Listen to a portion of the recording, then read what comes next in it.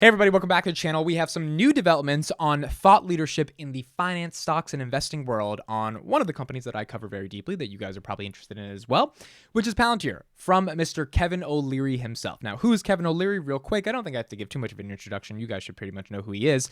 Shark Tank guy, got big on Shark Tank. I think that was his kind of claim to fame in terms of national media attention. Big CNBC contributor.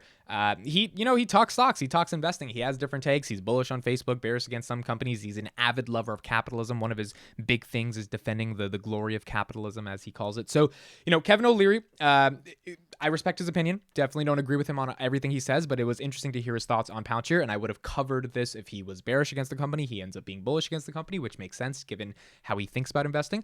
But, regardless, I think it's important to cover how other people in the stocks and investing space are talking about Palantir. Now, the reason before we get into this, why this is so important, is because, these people have influence. They have a voice. So at the end of the day, when he's on CNBC and Palantir is up 30% and he's talking good about the company, that's just in general good for shareholders and retail investors that want to get more of an insight into the company. Now, are they going to be talking about it 24/7 all the time? Probably not, but having people who actually defend the company, understand what the company's value proposition is from a media perspective is always good in general. Growth cures all. You don't need people creating media when you're growing as a company because Wall Street's inevitably going to recognize that, but it is important to have people not say, ignorant stuff on CNBC, but rather go on media outlets and be able to say stuff that actually makes sense. So Kevin O'Leary just went on Meet Kevin's show. It was about a 2-minute clip where Meet Kevin's asking him about it. I want to analyze his thoughts and what his logic and thought processes around why Kathy sold, because he also shed some light on that. And then we're going to analyze that and talk a little bit more in there. So let's switch there and let's begin. Got it. Palantir, a lot of social media talk about this stock. Kathy Wood just sold her entire position essentially in Palantir. What's your take on this one? Is it too undeveloped? Any thoughts on this? No, I do. I've remained an owner of Palantir. It provides, it's what that company does. Very few companies can provide the same service. And so when you start to understand how important it is to be able to manage data and do it effectively and do it in a way that's cost beneficial, and the analysis can be done. I mean, you think about any company wants to know what their customers buy, when they use the product, what price point they do it, their size and taste preferences, if it happens to be a consumer good or service. And then, of course, to be able to speculate using AI, all of these are within the purvey of Palantir. And I know.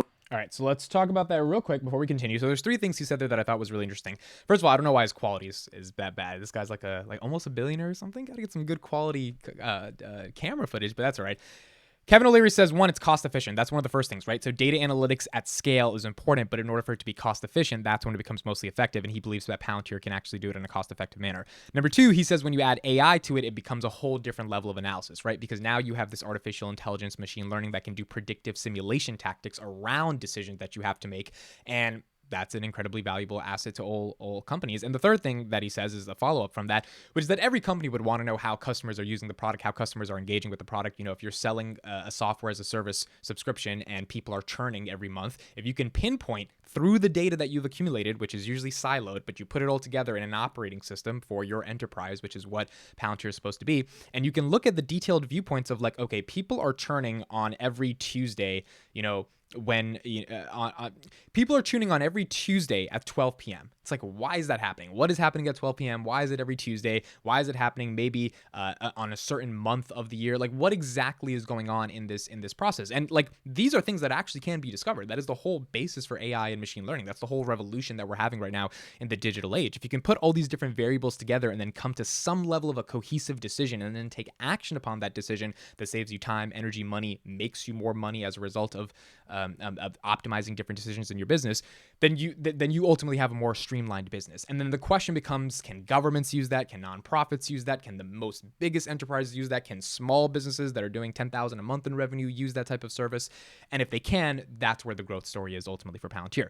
I think the other thing that he says is, I think he took 20 seconds to basically explain what it does. And I think we need more of that in the world, right? Really quick 20 seconds. He's like, look, companies have to manage data. It is incredibly valuable to know what your data does. And Palantir is one of those tools that can put all these different variables on a Wednesday. People are churning because the weather outside is a little weird. Why does it keep happening in this same way? We can do these pattern recognitions. We can use this algorithm to understand how these patterns make sense of things. And then we can act upon these things and we can save a lot of money. So I think ultimately the very simple explanation of Palantir coming from someone like Kevin O'Leary, who's a phenomenal communicator, is really good for the general public to understand. I don't know of another company that does it quite the same way. So for me, again, it's a 1.5% weighting. I'm not 100% there yet, but it's volatile and controversial. And of course, Kathy tends to do more concentrated positions. That's not what I do in maintaining diversification. And, the remarkable thing is you can take both approaches and get to the same place. I'm pretty happy with my performance, and I don't need to take oversized bets on anything. Cool. So that was what he said at the end. Now, the point he makes about Kathy is like, look, there's a bunch of different ways you can get really good results. And he's basically saying Kathy has decided to over allocate her capital into the highest conviction stocks. He says he doesn't have the highest conviction in Palantir. It's 1% of his portfolio, which if he's managing, hundreds of millions of dollars, that's a decent stake in Palantir. And ultimately, as they perform, I believe that he's going to be able to, allocate more in his position. But his argument is that there's different ways you get to the same route. Kathy selling does not seem to be a concern to him. I think his argument is just like, look, she likes other stocks and she wants to consolidate to them. I like a more diversified approach and I have no reason to sell the stock, even if it's volatile and even if it's controversial, which is interesting to know about as well. Now, one of the things that's also interesting about this in the context of what Kathy's doing versus what Kevin O'Leary is doing is that Kathy has a growth fund that has to show exponential returns given, she's quoted publicly saying she wants to get 40% of a compounded annual growth rate, a CAGR, on her fund.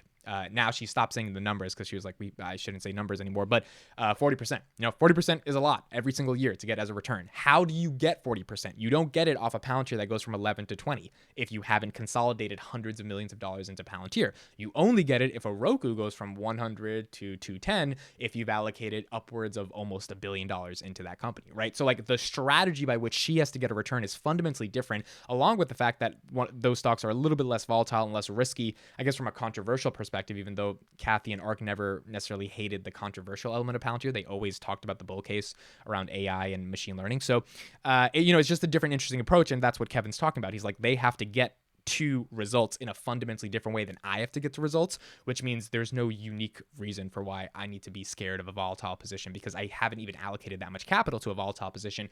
Whereas if Palantir drops to 7 and Kathy, they took a $400 million loss, are they going to take a $700 million loss when it gets to a 7? Because the opportunity cost of that capital not being in a Roku or a Roblox, which is their highest conviction, it is their belief system that those stocks are going to grow exponentially faster, that opportunity cost now doubles because now it's not just like you're taking a loss. Now you're not taking a loss. Now you're not having that capital be in another stock that can go to the moon. And, at that point, you're just not bringing those exponential 40% CAGR returns that you've said publicly that you're going to be able to get for your clients. So interesting stuff. Those are Kevin O'Leary's thoughts on Palantir. Let me know what you guys think. Let me know your thoughts in the comments on what you think Kevin O'Leary's perspective is on Palantir. Ultimately, not the most controversial thoughts in the world, not like Mr. Ross and Gerber types of thoughts on Palantir, but interesting to know his thoughts nonetheless. Thank you guys for watching. Looking forward to reading comments. I will see you in the next one.